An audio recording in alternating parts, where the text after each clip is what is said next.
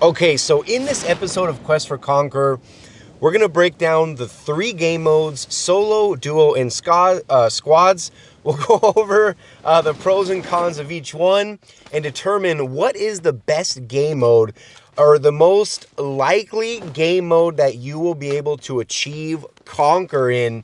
And I do get this question asked quite a bit, so we'll go ahead and break it down. Remember, this series is called Quest for Conquer. It's not Quest for Crown.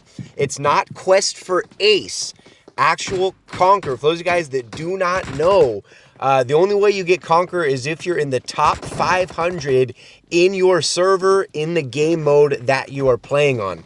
So and hopefully you guys enjoy the gameplay in the background. It was some really good matches. So in season 3 and season 4, in those 2 seasons, I did achieve the Conquer title, and I would recommend to not push in solos. And I'll give you guys a couple reasons why. Again, there are some pros to it, but I'd say the cons definitely outweigh the pros for those of you guys. I know a lot of you guys said, hey Riggs, should I push in solo?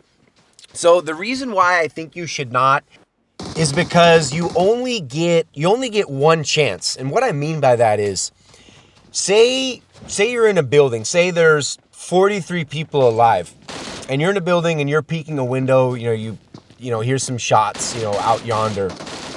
And if you get headshot, that is it. Like, you're done. You don't get knocked in solos, of course. Meaning you can't get revived. If you walk into a building and say there's 80 people alive, you're walking into a building and there's someone that literally has been camping that building since they landed, and you will not be able to hear them, you will not be able to see them, and you're done. And if you're in Crown 2 or Crown 3, hello, minus 42, and it's just, the grind is unreal. The camping, it's pretty bad in solos. Again, coming from someone, who has hit Conquer in Season 3 and Season 4, I understand why people do it. It's not my style of gameplay, but I get why people do it, because in solos, again, you don't get revived. I mean, there's no other way to say it. You could make one mistake and you're done. If you're playing in duos or if you're playing in squads, and you make a mistake, you can be picked up. In squads or duos, you can peek a window, and if you get knocked, immediately you're safe, you get revived, and the game keeps going. So that alone should break it down. However, the good thing about solos is there's never going to be more than 500 people in your server who are pushing in solos. So if you do make it, so that's the only benefit. If you make it to that golden 4,200, come midnight UTC, bam, you're going to have Conquer. But just understand the grind is real. I'd only recommend it for those of you guys that have weird times, or you don't have a lot of in-game friends, and you just play at awkward times. You can't voice a lot. Solos would definitely be for you, but I already outlined the reasons why you should not do it. Now, for squads, this is the most interesting one. This is the most popular game mode in the game. This is what everybody plays. So that's the key right there. This is the mode that everybody plays, meaning you're up against that many more people. Remember, guys, it's not top 500 squads that get Conquer. It's top 500 players. So only 500 people out of literally millions playing in squads in your server, especially Asia.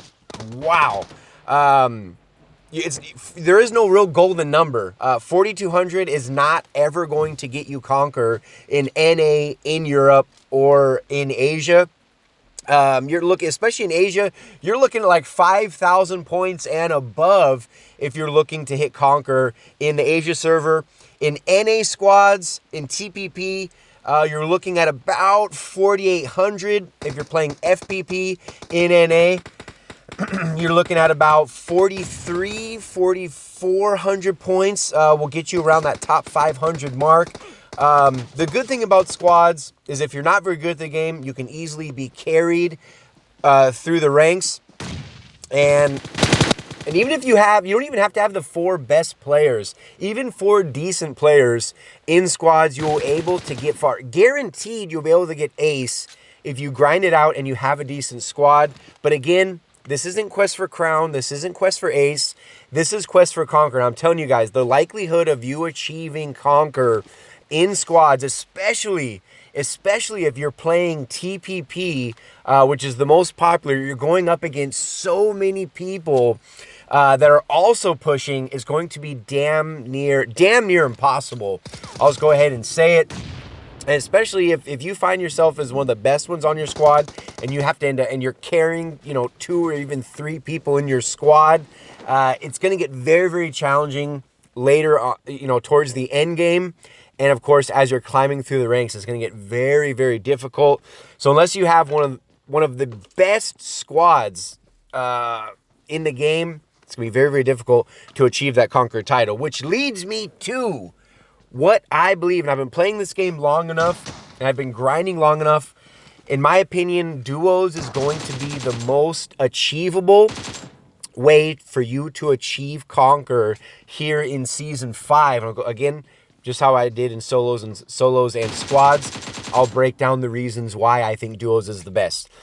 In duos, remember, when you're pushing for Conquer, you're not just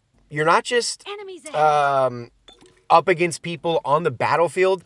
You're up against people, or you're not only up against people in game, but you're also up against people out of game within the servers, things that are actually out of your control. You might be able to control a rotation, or you might be able to control an engagement, right? You're going to be pushing or defending a house, but you cannot control how other people are going to play the game in your server. And this is one of the best tips that I have for you guys. Again, you're not only battling people on the battlefield, but also off the battlefield inside of the servers. So duos is similar to solos as far as the amount of people that are pushing. So what I mean by that is if you're playing an NA, around 4,200, maybe 4,300 points, which is only 100 more points than Ace, which is 4,200, you'll be in the top 500 in your server. And again, top 500 in your server means you are Conquer. Same thing in Asia. I think it's a little bit higher, around 43 or 4,400 points. There's not millions upon millions of people that are pushing in duos. So this is going to be, again, one of the best ways for you to hit Conquer, the easiest way for you to hit Conquer here in Season 5. And what's good is you still have plenty of time. We're only 6 days into the season right now. So even if you've never played duo in your life, even if you're bronze or silver or gold, there is still plenty of time. You have 7 weeks of pushing to get to 4,200, and you're pretty much guaranteed Conquer. And even if you have 2 decent guns in your duo, you will be able to get very, very far. As long as you make the right choices, you make the right rotations, you know how to engage, how to disengage. Remember, I have the playlist to all the other Quest for Conquer videos down the description of this video, so make sure you check out the other videos. There's tons and tons of helpful tips and tricks that you guys can go ahead and check out. And what's good about duos is, it's always going to be 2v2, or in worst case scenario, it's going to be 1v2. Best case scenario, it's going to be 2v1, which is very, very achievable. And I really hope that you guys, find this video helpful. Remember, it's not Quest for Crown. It's not Quest for Ace. This is Quest for Conquer. For those of you guys that are trying to achieve the top 500 best players in your server, this is going to be hands down the best way to do it. Start pushing in duos. If you don't care about rank, then you probably aren't even watching this video. But for those of you guys that care about your rank and want to achieve that Conqueror title, start pushing in duos. You'll thank me later. But until the next video, this has been Riggs from Riggs Gaming. Leave a like and subscribe. Take care.